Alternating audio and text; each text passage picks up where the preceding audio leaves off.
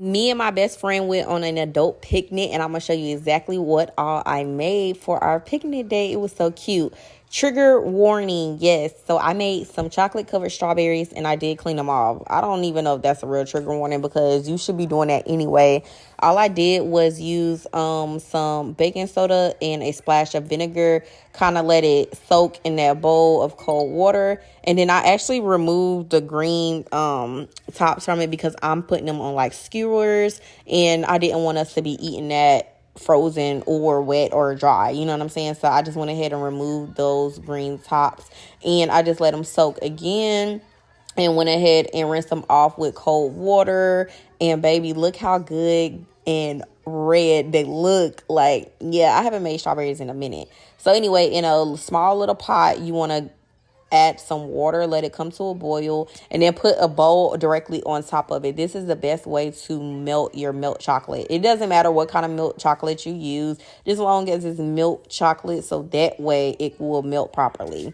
You don't want to put it directly on the heat or things like that because it will burn fast. Once your chocolate starts to melt, put it on a low so that way it will not burn, and it'll just use the heat from the bowl to kind of melt it, just to make sure that it was to the texture and consistency I wanted. I use heavy whipping cream to give it, like, to loosen up the chocolate and to mix it together. And you're gonna do all of this while it's still on low.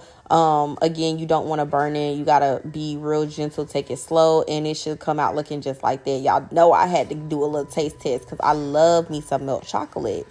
And after you get it to the consistency, like I said, you want to go in and put them on skewers. This is the best way to kind of dip it in the chocolate. If you have gloves, I guess you could just dip it in it with your hands, but this is kind of like a mess free.